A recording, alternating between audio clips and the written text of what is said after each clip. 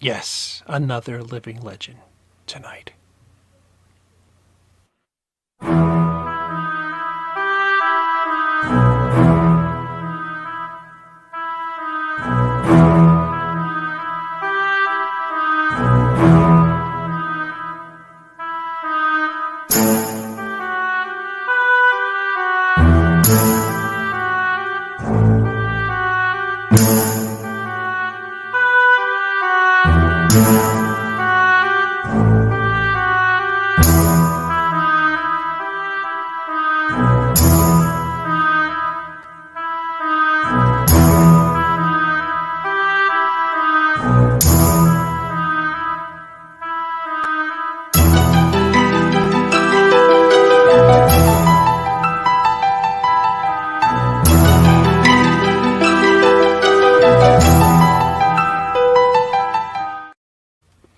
Hello, everybody. Welcome to another action-packed edition of David Lee Madison's The End of the Night. I, of course, am David Lee Madison, and this right here is my buddy, my pal, my co-host, my producer, and my everything, Mr. Joe Ridgely. Joe, how are you this evening? I am excellent. Excited to be back. Now, as many of you know, before the show, we talk in the green room with our guests for that evening, and we get everything squared away so that the show runs without a hitch. And tonight, I am absolutely honored, flabbergasted, to have Hollywood royalty, a film icon, a Golden Globe winner, an Academy Award nominee, and just an overwhelmingly wonderful human being. I'm completely honored to have Miss Sally Kirkland on the show tonight. So just stand by because Miss Kirkland will be on with us in just a few short minutes. Joe, I know you have big news in the indie family. I saw the wonderful, beautiful new logo. Why don't you share it with our audience? Well, thank you. There it is, the new Indie Escape Network logo, where creatives unite. Felt like we needed a logo since we're going to be doing all these events and charity projects. Thank you. That's an absolutely beautiful. Did you do it, Joe? Did you make the logo? I did not. I paid somebody to do it.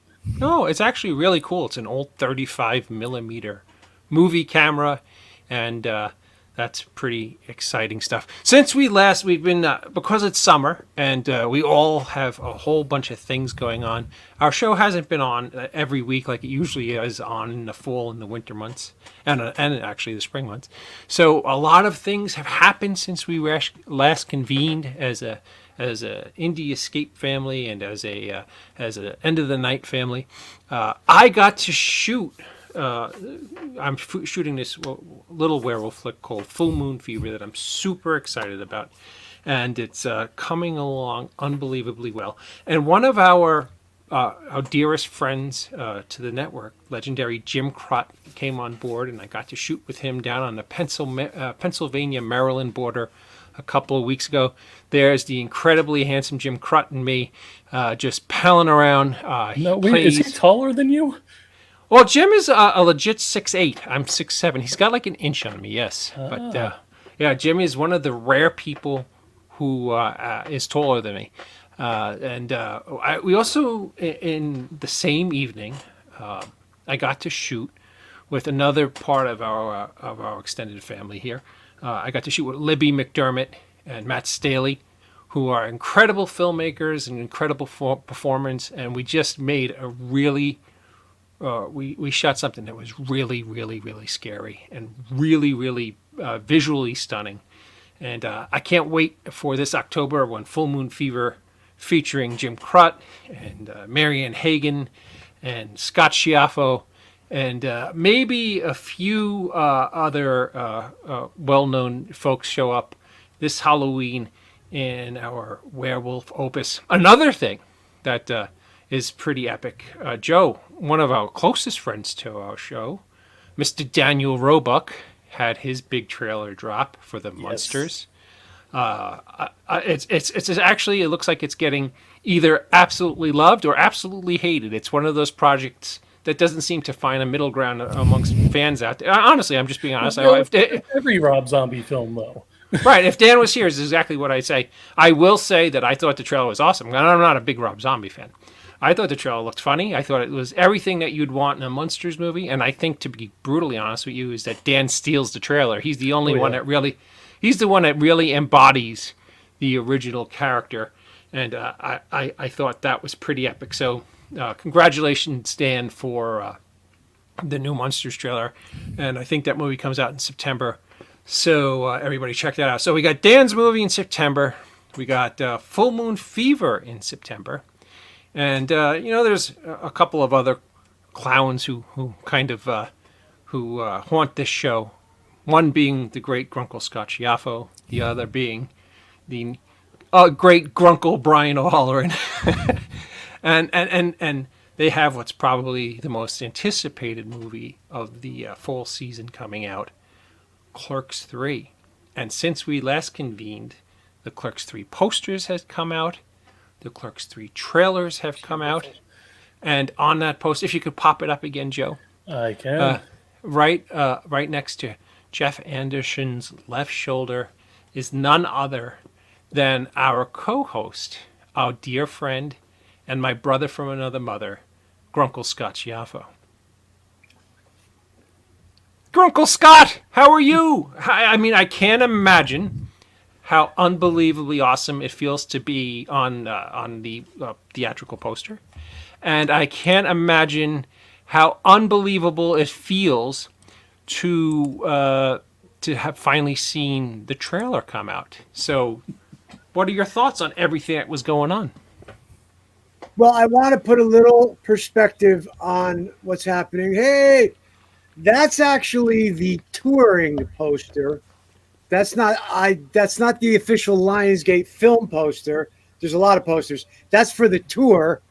Still very cool. Don't get me wrong. Still amazingly cool. But just to be sure we clarify, that's not the actual official Lionsgate movie poster. Is there an official Lionsgate movie poster that's been released already? I think there's a couple that are floating around. It's Brian. It's Dante and Randall at the counter. But you know what's cool about that? Yeah. Right behind them is the Chuli's placard. So that's almost as cool. I mean, I'm really getting a lot of amazing luck and love from the View Askew camp as far as the poster goes. But I might have a little bit of insider information, and when I say this, please understand, this is the God's honest truth. I hear that you are absolutely fantastic in the movie, and that you are in it a little bit more than people will realize. So congratulations on being a major cog in Clerks 3, one of the most highly regarded films of this fall. It's really exciting, and I'm thrilled and happy. You have no idea how happy I am that everything worked out for it to work out nicely and well for everybody. So congratulations, brother. Thank you. It really has been crazy exciting, and just really looking forward to seeing how nuts it gets in the fall. I would like to quickly say, too, because we had to discuss this amongst the View Askew folks, they don't want to be misleading with the touring poster. On the live show is going to be Jay, Bob, Dante, and Randall, which is Jeff and Brian. Those four are definite throughout the whole tour. There may be people popping around in different places, but they didn't want to mislead with the tour poster as if everybody on the poster is actually on the live tour. So I just want to make sure I say that. But when I saw, you were the one who pointed it out to me, actually, brother. You sent it to me in a message because I'm not online as much as I had been for a while lately. And at first, because I was with Jewel, and I said, hey, Madison just said he saw the poster and, how cool. I forgot how you worded it. Mm-hmm. And at first, we were both so surprised that she actually thought that maybe you were just breaking chops, because there was no way I was on the poster. Me break chops, that'll never happen. No. Exactly. I feel he's breaking balls. And then sure enough, I was like, oh my God, I couldn't get over it. It was pretty exciting. No, absolutely. And everybody look for tickets for the big road show, and make sure that equally important, make sure that you get tickets for the Fathom Events screenings of Clerks so that you could see it in the theater like you should, with a room full of other Clerks fans and just having a wonderful time. With that being said, I really shouldn't. Hold on one second. We just got to hit a few comments, and then we will. Got CJ going to be a great show tonight. We got Francesca. Hey guys, and yes, beautiful intro music, Mr. Schiaffo. Well, thank you so much. Thank you. Was going to mention the height. We've got Ken, as always. Good evening, friends. Hi, Ken. I hope you're well. And Brandon, happy Sunday, David, Joe. Looking forward to a great show. Your last show was fantastic, by the way, Brandon. I was absolutely loved it, and watching everybody on almost the entire crew on the Indie Escape family popping on. That was awesome. And he didn't mention Scott because Scott, you weren't on the screen at the time. Sorry. Francesca said, "I'll watch." That's the Munsters movie. Ken was hoping for a darker version of the Munsters and not a comedy. Well, it was a comedy. Is it it's a comedy. Yeah, of course. It's Jim Crudda's helicopter. I like it. I might get sued by a Romero though. Scott, yay, Scott, congrats on the Clerks 3 news. Chuli's in the background. Yeah. Hey. Hi, Kyrie. I hope you're well. Every day. She just had a birthday recently, right? She did. It was her birthday. Happy birthday. Amazing. Wow, the legendary Camden Toy is watching us tonight. Camden, I hope you're well. And we've got JW in the house, who also has a show on the Indie Escape Network now. I also know that my friend in Hollywood who went to Queens College with me, who I called Johnny Hack in the time I was watching tonight. Johnny, continued great success in Hollywood. You're doing amazing things. And come on my show. Stop being a pain in the ass.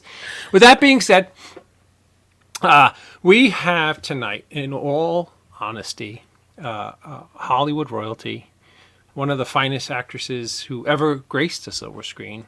She is multi-talented.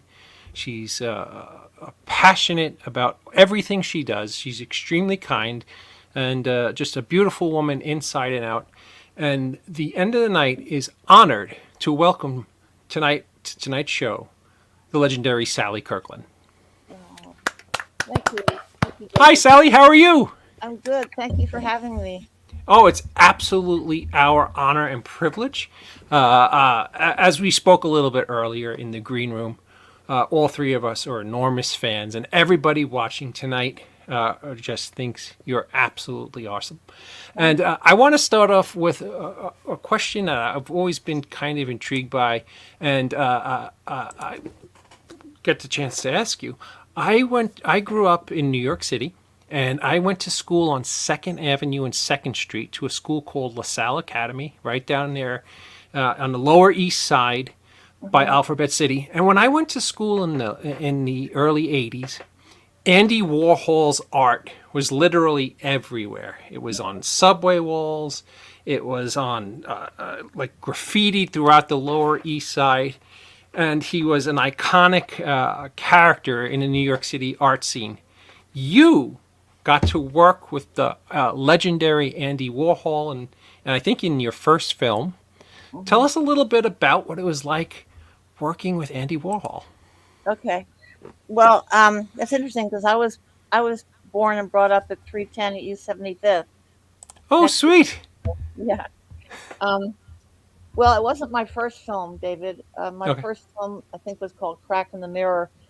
I don't remember too much about it, but 1964 was 13 Most Beautiful Women that Andy did. And it included myself and Ultraviolet and, let's see, Baby Jane Holzer and all these kind of happening people in New York. And Andy had a crush on my mother. My mother was editor of Vogue magazine and Life magazine, and she gave him his first publicity in 1951 or something. And I put his shoes. He used to design shoes, his shoes in Life magazine, and she would do little photographs of his underground films, and she really gave him his first publicity. So he had a huge crush on her. So at some point he asked me out. He wanted to interview me and photograph me. And I said, well, Andy, please don't take this the wrong way, but I'm an overground actor. I'm not an underground actor. I studied with Reese Strasberg, a member of the Actors Studio. So if you don't mind, I'd rather not be photographed and not be interviewed. Now, was I crazy? Yes. Did I know who Andy Warhol was going to become? No. But that's how it started. And he uh, he was very shy. He um, he would ask me to do a happening with him. What was a happening? A happening would be like on his birthday, myself and his right hand man, who was Gerard Malanga, we would come out of a 15-foot birthday cake and twist on top of it. Back then that was the twist, and then we would do a birthday party for him in the swimming pool, and all these happenings and be-ins. They were called be-ins or happenings, and Andy was great. Jump cut when he was shot by that woman um, in the early 80s. I was, no, the late 80s, 87. I was just starting to do publicity for Anna, my movie. I got nominated for the Oscar. And we didn't have any PR money. So I called up Andy and I said, can I be on your TV show? Everybody's a Star for 15 minutes. And he said, of course. And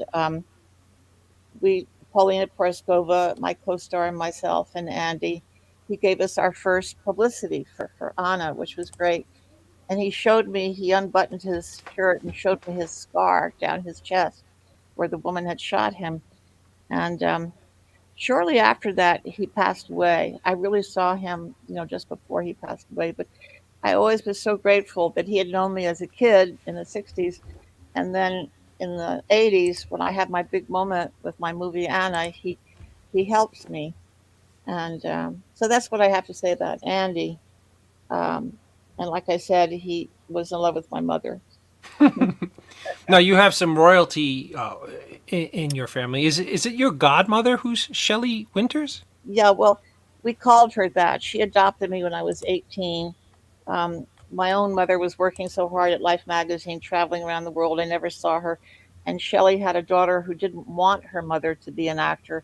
So Shelley adopted me to be her protege that she could teach everything to. Oh, wow. I lived with her in New York and I lived with her out here in Beverly Hills. And she taught me everything she knew about men and about Hollywood. And I really owe everything to her. I mean, she taught me that when the audience thinks they're going to cry, make them laugh. When they think they're going to laugh, make them cry. She taught me to be an independent film. She took me by an independent woman. She took me by the hand and brought me to SAG and AFTRA and Equity and all the unions and made me join when I was 18 years old. She really made sure that nothing was going to deter me from having a career and an amazing life. That was Shelley. Um, Wow. It's as if you can't get any more fascinating. That's a mind blower. Wow. That's wonderful. and you're Italian, Scott, I am Italian Polish. My dad was Italian. My mom was Polish. because Shelley, Oh, of course, yeah. loved young Italian men. Oh Loved boy. Italian men. And then the Polish in you, Jurek Bagajevich directed Anna, and Agnieszka Holland wrote Anna. So I have you guys, the Poles, to thank for my career. Wonderful. Now you won for Anna, correct? I won Or the were you Golden Globe and the the Golden Independent Globe? Spirit Award and the LA Film Critics Award, and then I lost the Oscar to Cher. Yeah. I've been trying to track it down. It's not that easy to find to get a Particularly copy, a now. physical copy. Particularly Yeah. now. Thank you for saying that. I have to find this friend of mine this week to go to the woman to get the license to make sure it's streaming again. Thank you. Right. Got to Bringing get that that out there. No, got to get that out there for sure. Yeah. Yeah. Wow. I never knew about the Shelley Winters connection, which is a very strong connection. Yeah. Yeah, Shelley What? Winters was. I'm sorry, Scott. Shelley Winters That's was actually one of my mom's favorite actresses. And if you're not familiar with Shelley Winters was absolutely one of the fantastic actress in the Poseidon Adventure, which was one of her bigger films for people who are more of one of her later films. Go ahead, Scott. What were you going to say? No, I'm listening to you. I think now I may be wrong about this, but was Shelley Winters not in Gaslight, the old Gaslight with Claudette Colbert? Well, not with Claudette Colbert, with Charles Boyer. Am Probably. I getting that? No. Wait a minute, I'm wrong. It was Angela Lansbury. Okay. Got the two confused. My Yeah. bad. My bad. Sorry. No, All no. amazing. All of you folks, amazing. My gosh, you've been doing it. You've seen so much come and go because Hollywood's just bonkers. And you've seen so many things come and go. It's just amazing to me. You worked with Robert Altman, and he's No, no, another. I didn't work with Robert Altman. I mean, I was in The Player, but that wasn't really a role. But I have done 270 movies and television starring roles. Um, and this is my 62nd year of being an actor and a producer. Yeah. Wow. Congratulations. And thank you. Thank you for doing this because you've made a lifetime of memories for many of us by the wonderful roles that you portrayed on the silver screen. You said that you were kind of a protege of Miss Winters. I also know that you did a little bit of teaching acting. Did you teach with Barbara Streisand and Liza Minnelli? Is that true? I coached them both. Yeah. Wow. I was in The Way We Were with Barbara and A Star Is Born, and she wanted to learn how to cry on cue. And so I went to her house and we did multiple lessons of emotional recall and what's called as if and personalization and all of the method acting techniques. And so I was able to do a whole series of exercises with her, bringing her father back, who had died when she was young. And the tears would come. And then I would put Romeo and Juliet in her lap. We were doing a scene at the Actors Studio where she was going to do Juliet and I was going to do the nurse. Forget about the ages being wrong. That's what Lee Strasberg wanted. And the tears would be coming down because she never got to know her father. And then I'd be saying, okay, now do the lines. And she'd be saying, oh, Romeo, Romeo, And the same with Liza. Liza had one father that she absolutely adored more than anything, and another that she didn't adore. And so when she went to Las Vegas, she took me and she said, I want to put a big screen on stage and have Vincent Minnelli there, and I want to sing to him, and then I want to have tears come down. So I said, okay. So we started doing the exercises and bringing her father present. Of course, he was passed away, and the tears would come. And so it was so fun for me because in the middle of the Las Vegas show, she said, I want to introduce you to my coach, Sally Kirkland, please stand up. Thousands of people in Vegas, and I'm just so, thrilled. And so I coached Streisand, Liza Minnelli, Roseanne, the same thing. I was on the Roseanne show playing Barbara Healy, David Galecki's mom, and we did a movie called The Woman Who Loved Elvis, and she wanted to cry on cue. So the same thing, I took her through all these exercises. So yes, I coached them, and then I taught for 15 years at the Lee Strasberg Institute, Wow. and then I taught at the Sally Kirkland Workshop in New York, and my student was Sandy Bullock, who nobody knew who she was. I got to tell her she was going to be a big star, and she didn't believe me, and I taught her everything I know, and I said to her once, what can I say about you and me? And she said, you can say anything. You're the best teacher I ever had, the best teacher I would ever want to have. So that comes from Sandra Bullock. So yeah. So when you honestly, so when she was a student of yours, you were able Mhm. to see that she was going to have like a blockbuster future, or was it just kind of kind words at the time? No, no, no. I saw You it. sort, yeah. Good at seeing talent. My mother at Vogue and Life, she would put Audrey Hepburn, uh, Grace Kelly, and Jackie Onassis or whatnot on the cover and make fashion icons of them. And I would make acting icons of people I thought who were going to make it. We both had an eye for talent, my mother and myself. Wow. Um, I want to say, Scott, that I was in the other room, but I enjoyed listening to your music. Oh, that's so sweet. Thank you so much. Yes, I've been playing a lot. Music came first. Music's the first passion. Acting for film is the second Mhm. passion. But thank you. That's very sweet. And thank you for coming on tonight. Really, all week I was thinking to myself, I don't, I don't get gobsmacked too often by people because I've been around a little while. But I was thinking, I was saying to my wife, I don't even know. There's so many things we could discuss. I don't even know where to take it. You just have been, again, people throw the word icon around a lot in legend, but you really are a timeless actor. You've been wow, I'm just so blown away, and I'm learning new things now. Thank you, Scott. I'm 80 years old now. You know. And as beautiful as ever, Sally. Oh, thank you. 80 years young, and I know in Hollywood nobody's supposed to age, but the experience you've had, you can, my gosh. I intend to be like Betty White. Betty White was 99 when she was still acting and decided to go to heaven. But yeah, I intend to be acting away at 99 and 100 and whatever. Um, an astrologer told me when I was 18 years old, she said, you're going to have to be very patient because the whole world is going to know you when you're an old woman. Um, but in the meantime, just be patient. So I'm 80 now, and I figured that she said that when I was 18, and I'm still going. And it's fun to be a character actor and to be able to do different characters every time and not have to be the same person. Um, I've really been lucky. I've got to act with Bobby De Niro and Al Pacino and Dustin Hoffman and James Earl Jones and Barbara Streisand and Robert Redford and Paul Newman. And I was thinking about him today, Kevin Costner, Revenge and JFK. And I like When to are you make, going to name somebody famous, Sally? Somebody that we know. yeah. I got to be directed by Oliver Stone when he didn't think he was going to direct me. You want to hear that story? Yeah, Yeah, I was actually gonna. I really wanted to ask you about JFK. It's such a fantastic film, and working with Oliver Stone had to be impactful.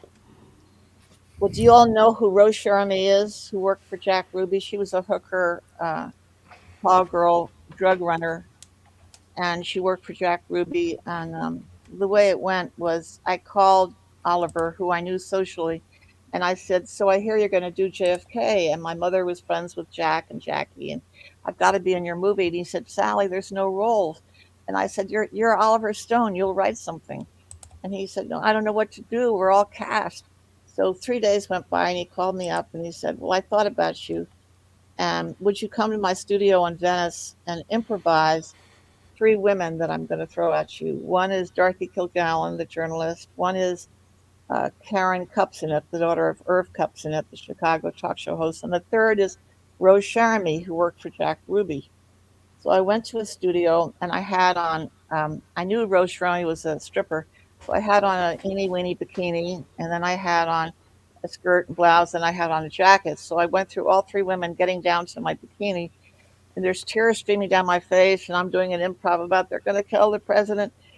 And Oliver said, "How did you do that?" And I said, "What?" And he said, "How did you do that with the tears streaming down your face?"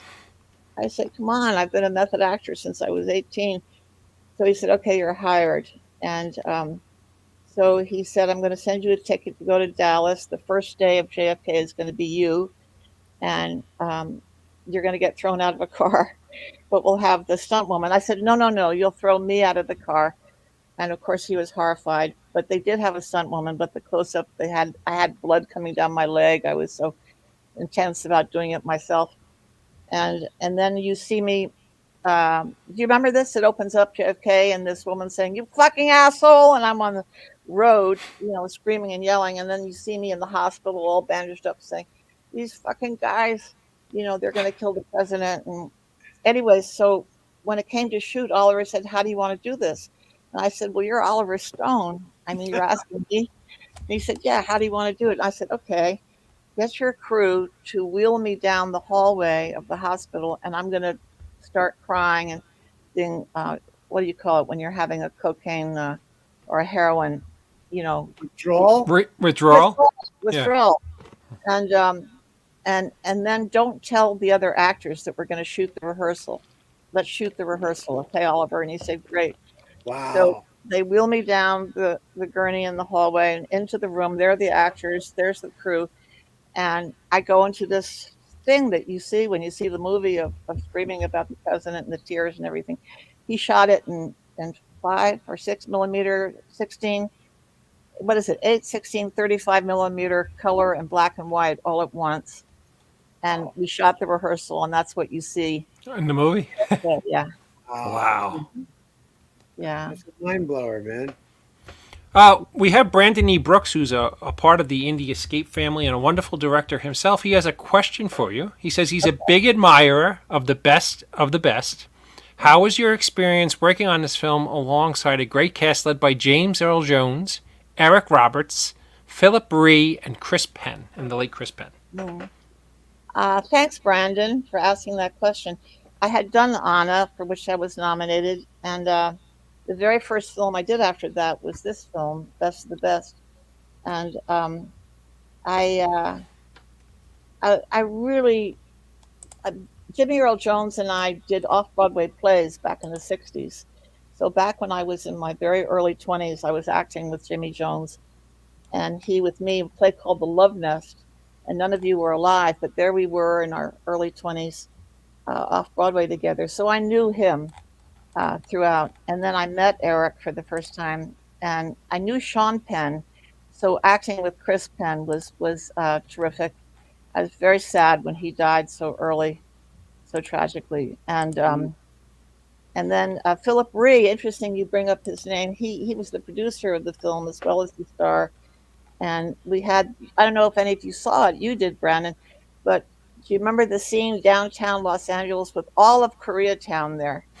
There must have been 500 Koreans and me, blue-eyed blonde, right? And I just loved working with him and with all of them. It was a real honor to be the one woman in an all-male cast, and I was supposed to be a martial artist, um, but I did manage to have you believe that I cut the bricks. And back then I was a yoga master, so I guess I played a yoga master in the film. So yeah, I hope that answers your question. Uh, we have so many questions. So many people are super excited that you're joining us tonight. Another host of a great show, J.W. Caldwell. He's a great film historian. Has a great question for you. Uh, Curious who our ordinal method actor teacher was, Meisner or Adler? No, it was Lee Strasberg who went Okay. with Stella Adler and Sandy Meisner to Russia to meet Stanislavski, who kind of invented method acting. But Lee Strasberg got me when I was 18 years old, and I studied with him right up until he died when he was 80 in 1982. And then Shelley Winters, I told you, she taught me so much. But the method that I used was the same that the others, Adler and Meisner, used, but it was in the form of Lee Strasberg, and he of course taught. I brought Bobby De Niro to him, and he had Al Pacino and Dustin Hoffman. We were all together in that generation of actors, and uh, it was an exciting time to be an actor at the Actors Studio.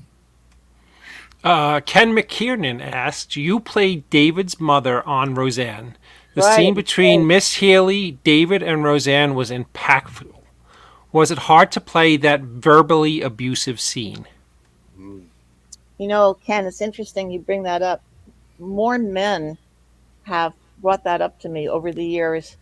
The moment where I slapped Johnny Galecki in the face really hard, and I didn't want to do it.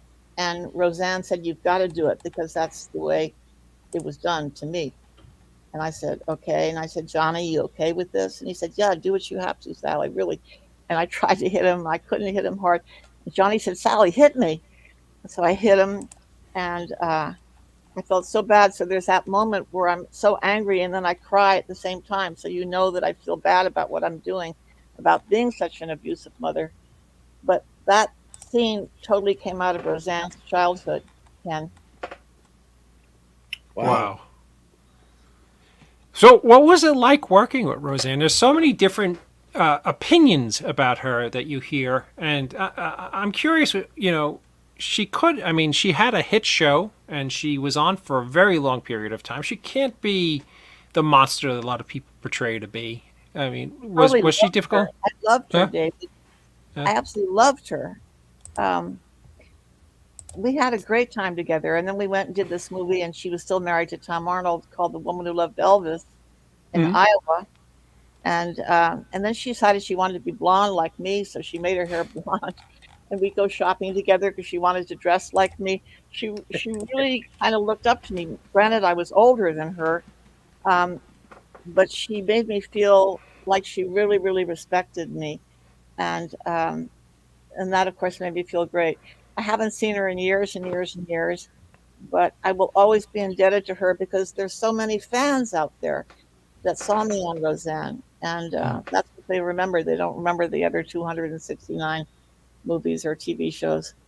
Um, so Well, TV is extremely powerful. I think is the in terms of the amount of eyeballs that get on television.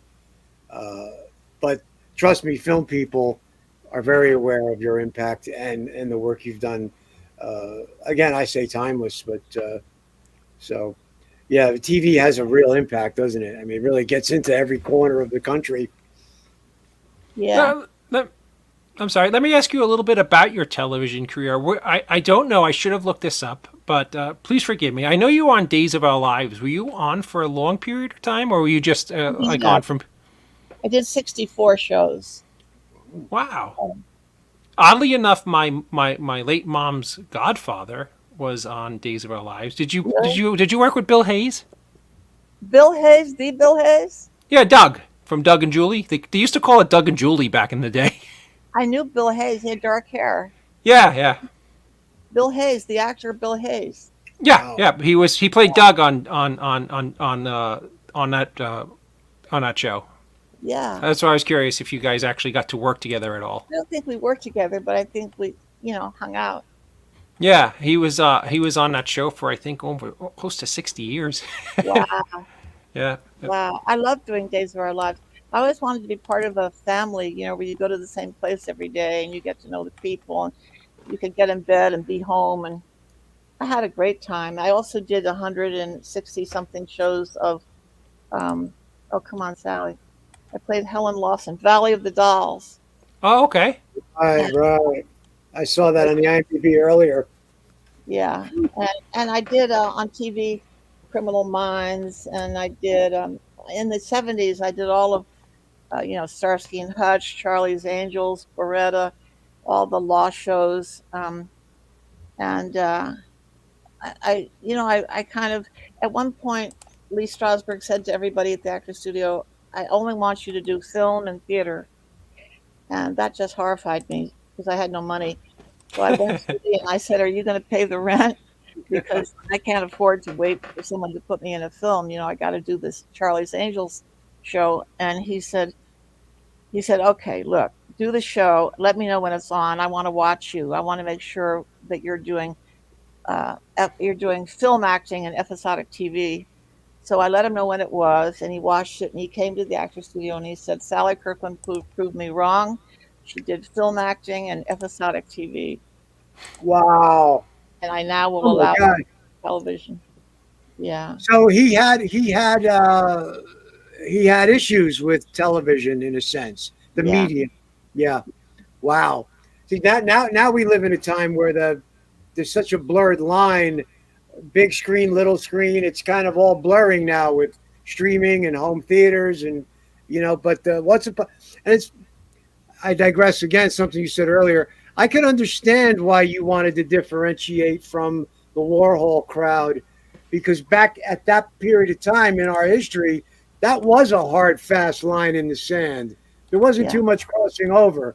There weren't going to be too many people from the factory that were going to cross over into more of a mainstream success.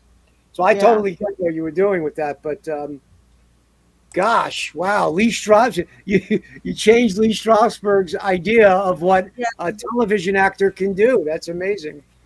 Yeah, and a lot of the big television shows today, especially of the last 20 years, like shows like Mad Men and The Sopranos and all these, they're kind of like short feature films every week. They're They really are. not like they're not like episodic TV. So Yeah, not I at all. mean, yeah, it's kind of the medium has changed dramatically.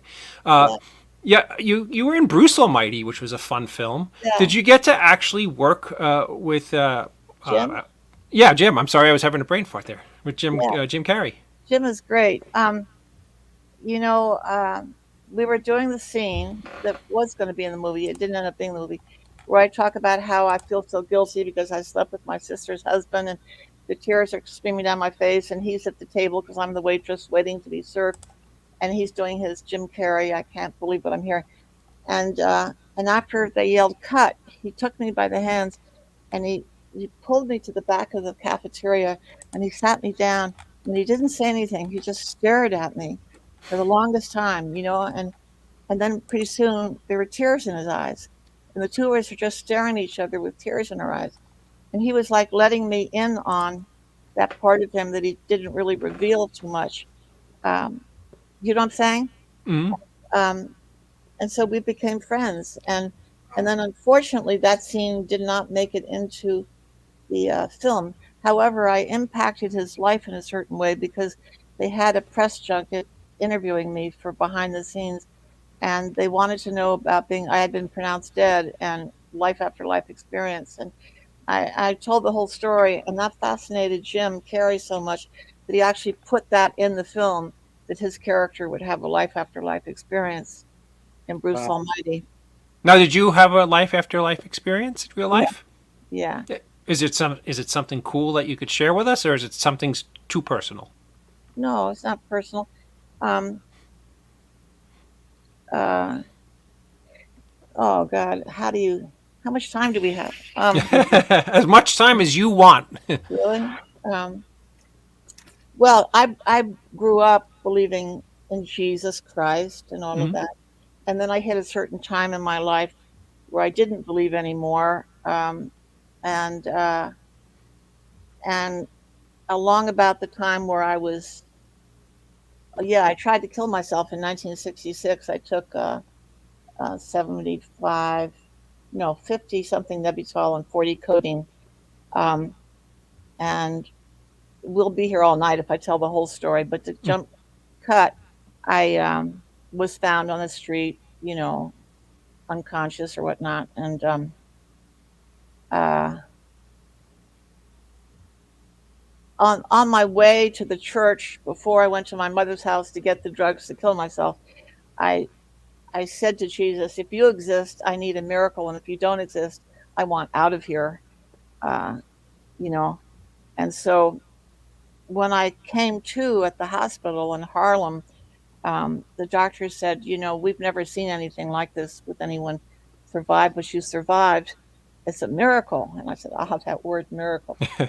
Um, and and so I then realized that I had had a life after life experience, and I I met up with Christ, and I said, "Oh, I love it here. This is bliss. This is ecstasy." And he said, "No, but you have to go back and tell your friends that this exists on the other side." I said, "No, no, but I want to stay here. I want to stay here. I don't want to go back." And he said, "No, spiritually, you signed up to go back." And and so when I came back into my body, it was a whole different consciousness. It was a whole different thing from the woman who tried to kill herself. And from that point on, I was looking for a spiritual master. And I read a book called Autobiography of a Yogi by Yogananda. And I met a man named Swami Satchidananda in 1969.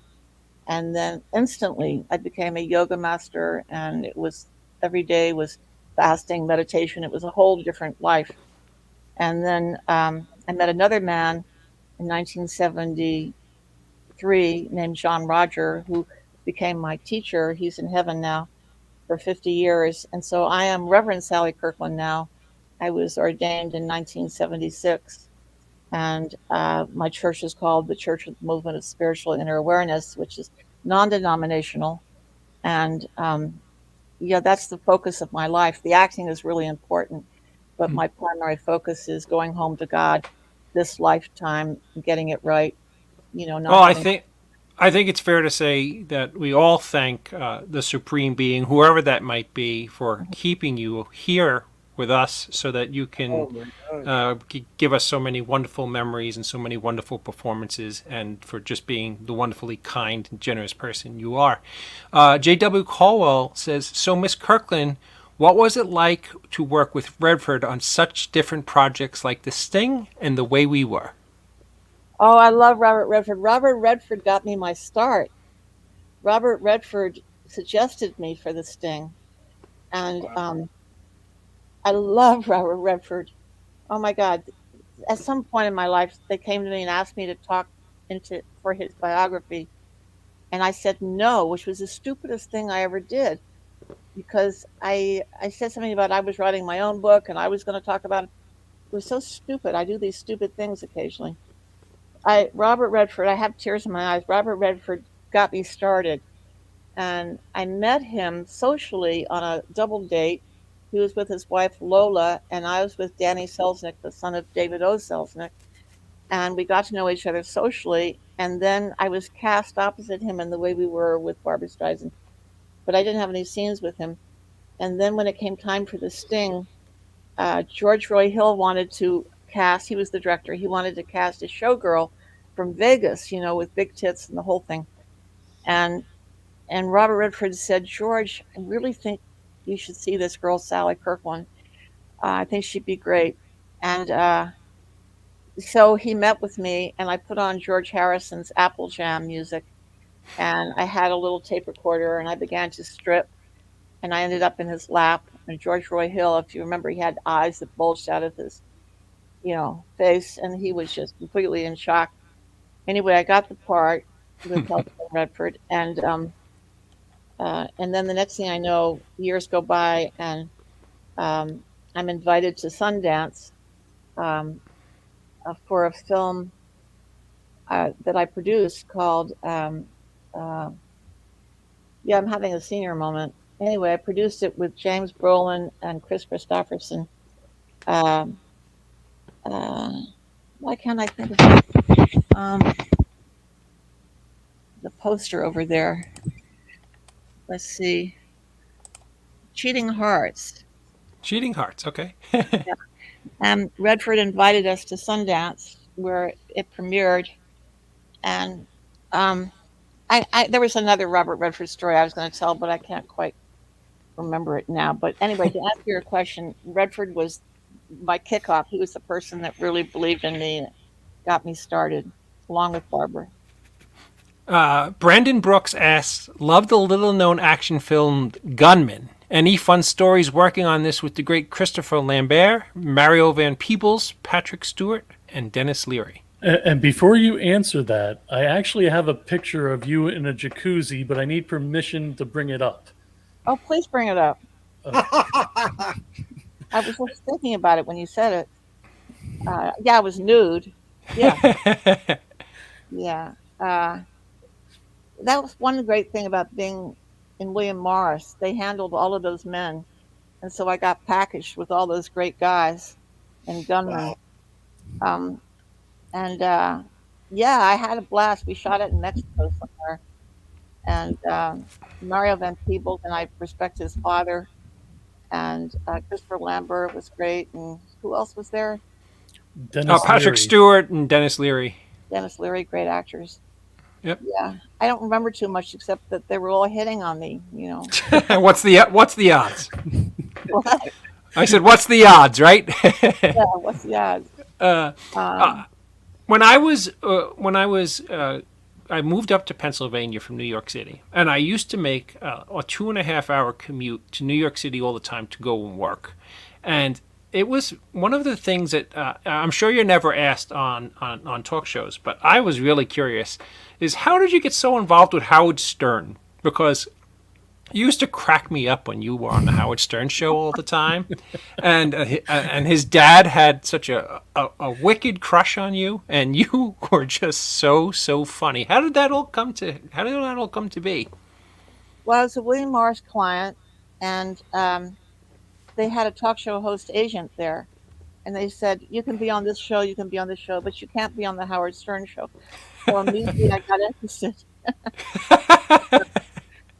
And I guess the moment where I won the Golden Globe for Anna, I walked backstage, and there was this man with long hair with a mic, and he put it in my face, and he said, "Hi, Sally, I'm Howard Stern." And this little bell went off in my head. Oh my God, he's the one that William Morris doesn't want me to do.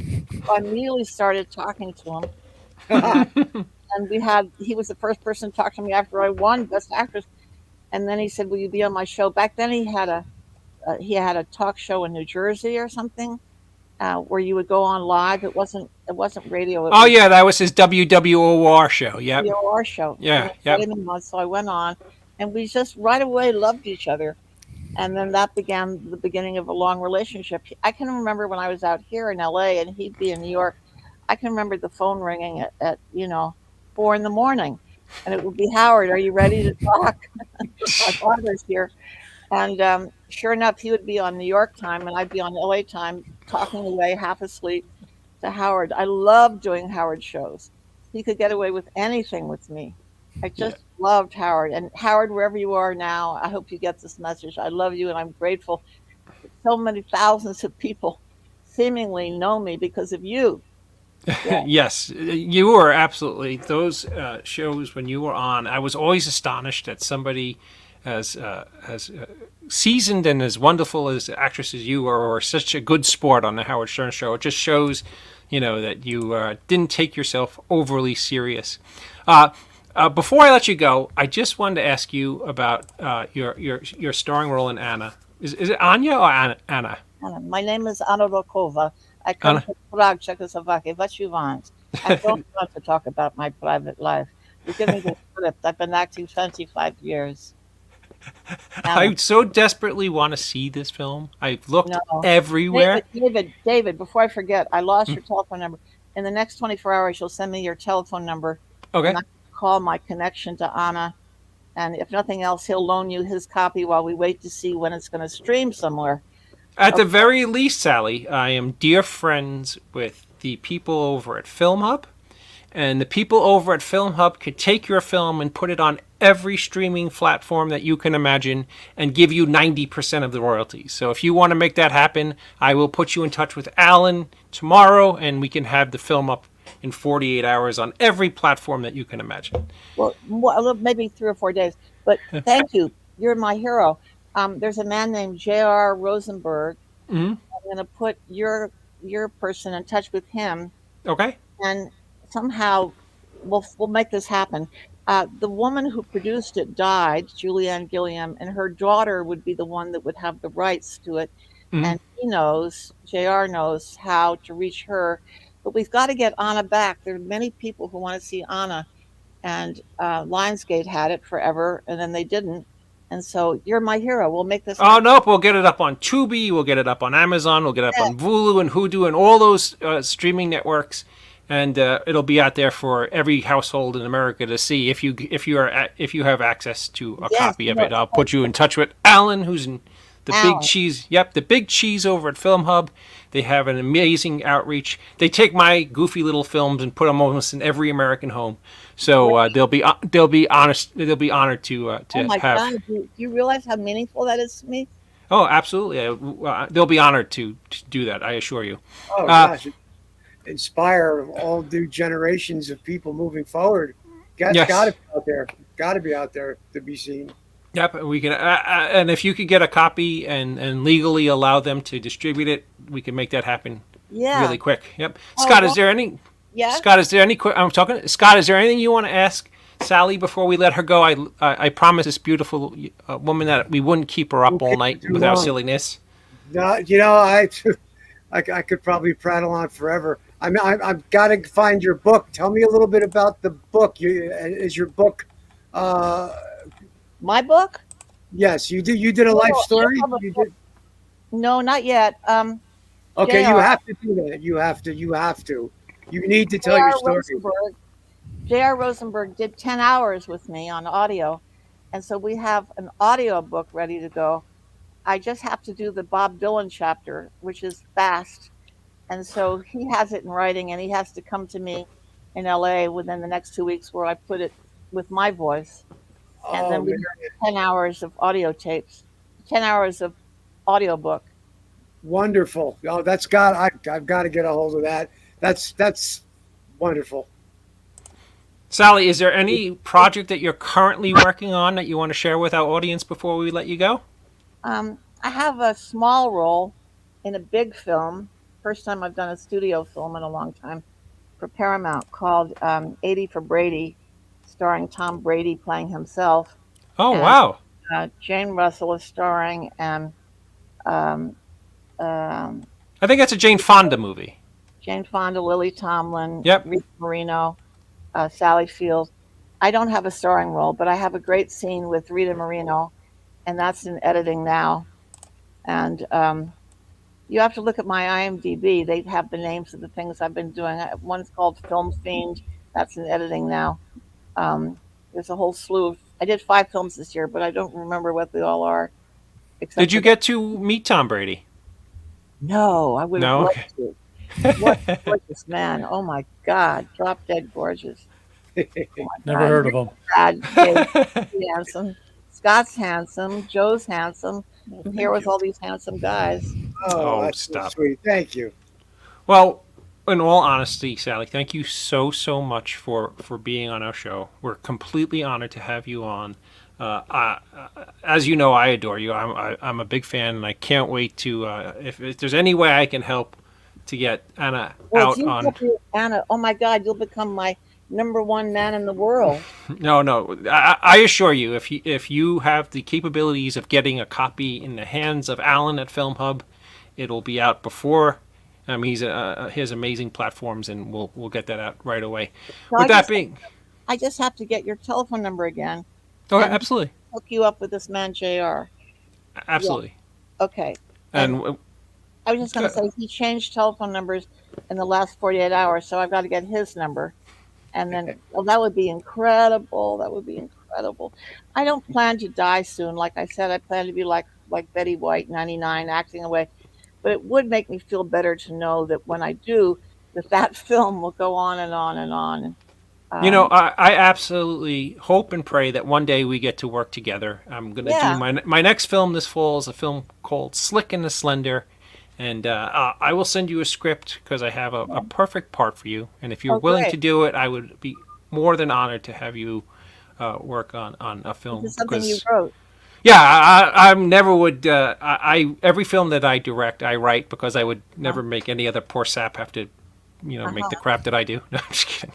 But it just seems so much easier when you're a director to work with words that you wrote because it's hard to, when you're a director, sometimes to understand exactly what writers are trying to get at or the point or the emotion that they're trying to work with. So I always found that working on my own work was pretty cool. Cool. I was just out to Hollywood for the first time, Sally, about 4 weeks ago, and I got to go to the Margaret Herrick Library.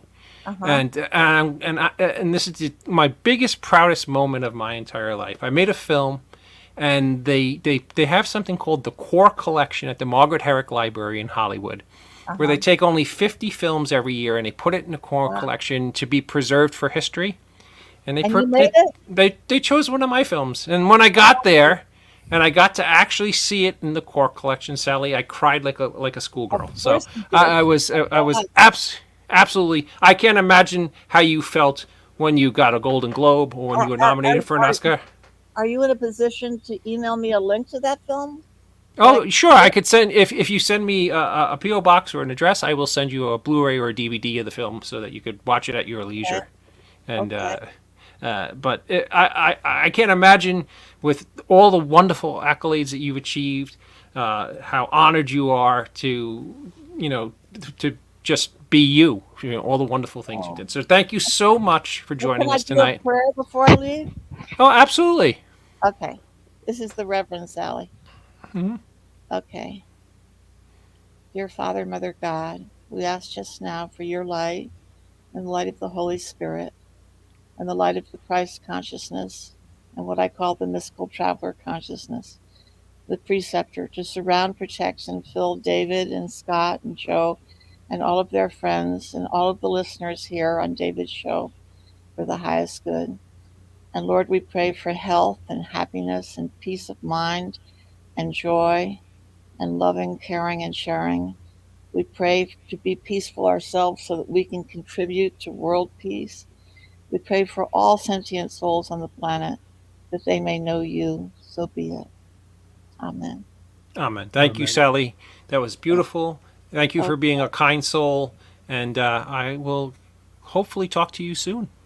Yeah, I've lost your number, so you're going to give me your number again.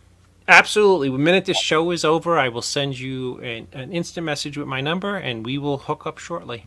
Oh, great. Ladies God and gentlemen, Hollywood icon, a living legend, Miss Sally Kirkland. Thank you, Sally. Thank you for joining us tonight. So much. Thank you. Thank you. God bless you all. Okay. What Wow. a wonderful woman. Can you imagine the names that she just blurts out that are like old pal? You know, it's like Al Pacino, Robert De Niro, Jim Carrey. I mean, I can't. Robert Redford. Like every Newman. every person that you can pull. Yeah, I mean, every major Hollywood icon of the last 30 years, of the ones that that really have gravitas. She has either worked with or knew.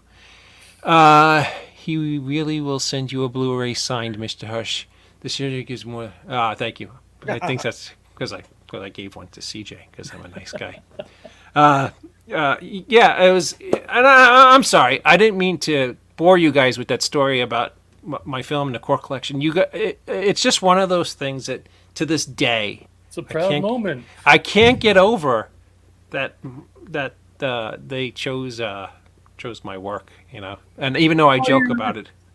Very much of a very pertinent thing to share with somebody like Sally Kellerman, because that woman is a national treasure, but she could appreciate it and understand it because she's filmed. Oh, she was right. She won a Golden Globe and was an Academy Award nominee. So she gets it. When I say the Margaret Herrick Library, she probably knows exactly what I'm.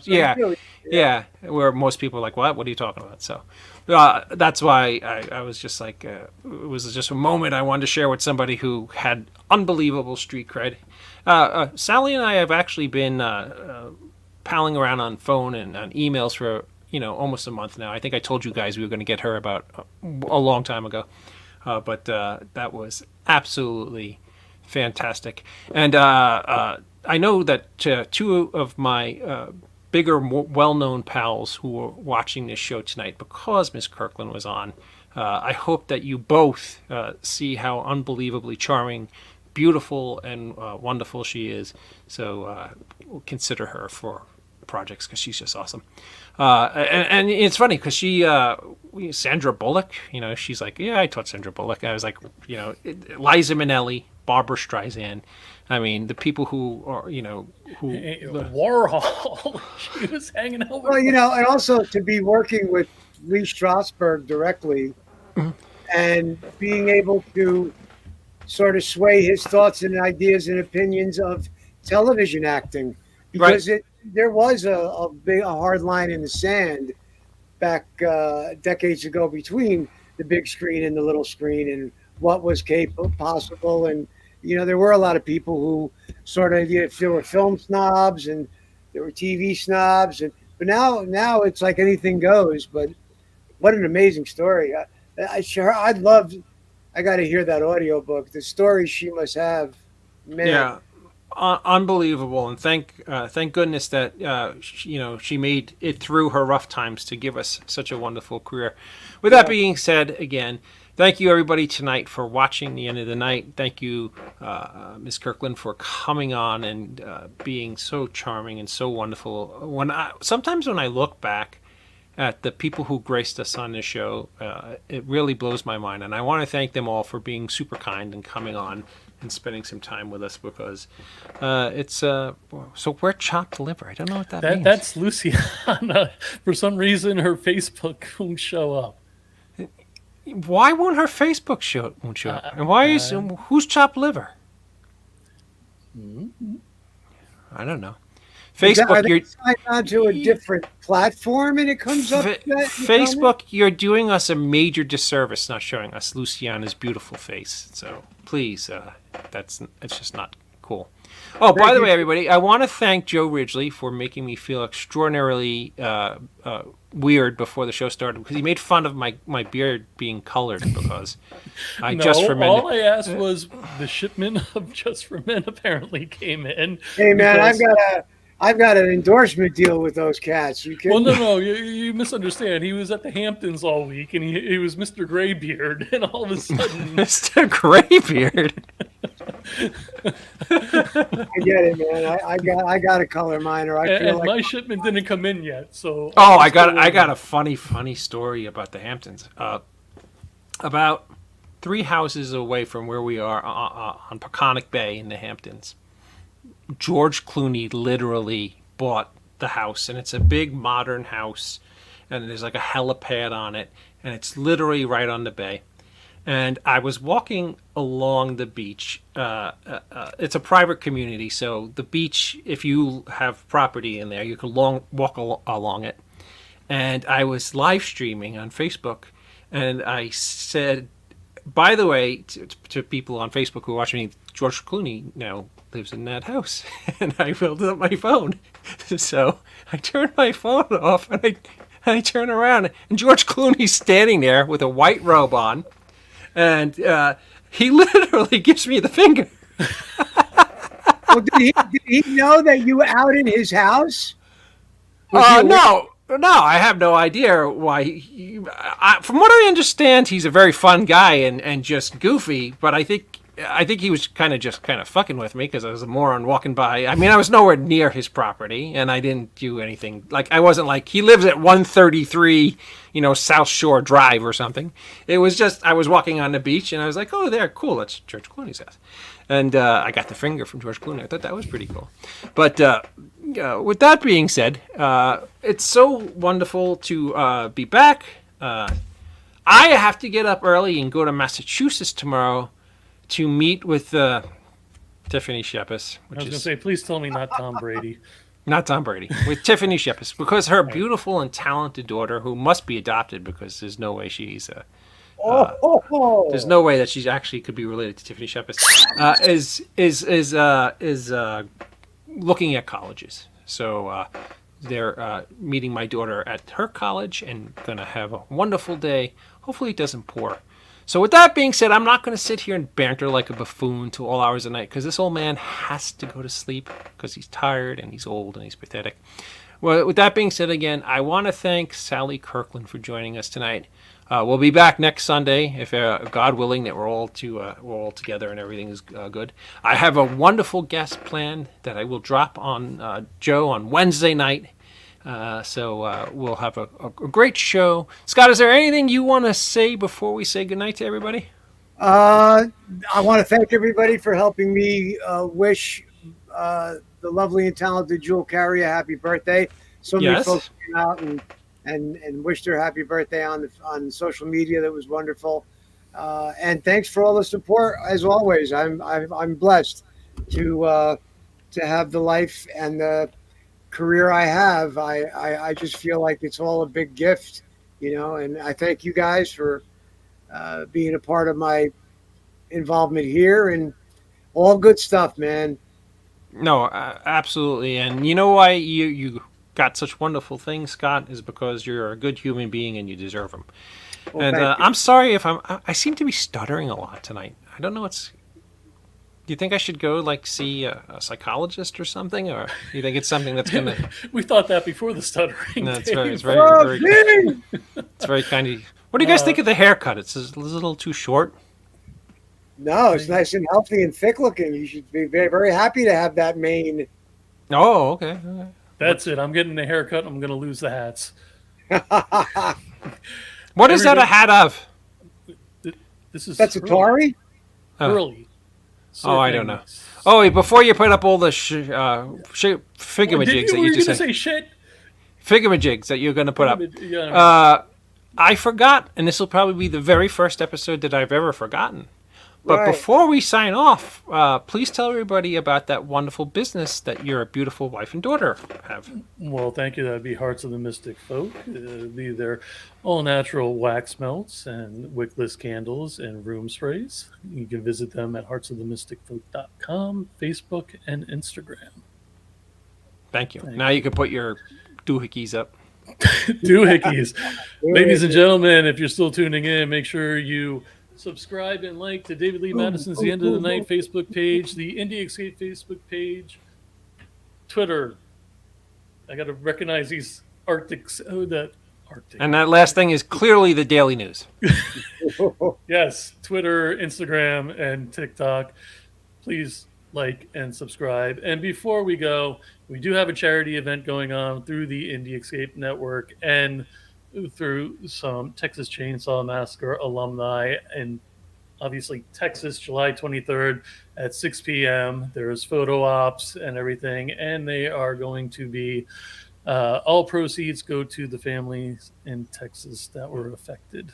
And is that a thing that CJ and Terry are hosting? That is the thing that CJ and Terry are going to be there. Yes.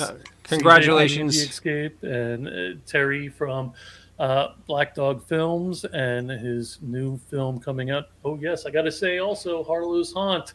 We're going to be at, Phantasm Orlando, Saturday, August 20th, 12 p.m. I am going to be hosting their panel. They're going to have a table there. It's going to be a load of fun. And make sure you look for Big Ed McKeever's new werewolf film, The Beast Comes at Midnight. It's going to be at, I think, drive-ins throughout the country. So congratulations, Ed. That's awesome. Your film looks awesome, and I can't wait to see it. Please support those in need in Texas during the event CJ and Terry are hosting was set up by Joe for the TCM anniversary of Alan Denton. Okay, sweet. All right, everybody, be kind to each other, be good. Again, thank you, Scott, for being my brother. Thank you, Joe, for being my brother. Sally, thank you for being awesome and showing up on the show tonight. Having an icon like you was absolutely thrilling. We will be back here next Sunday, same bat time, same bat channel. And remember, no man is a failure who has friends. Be well, everybody.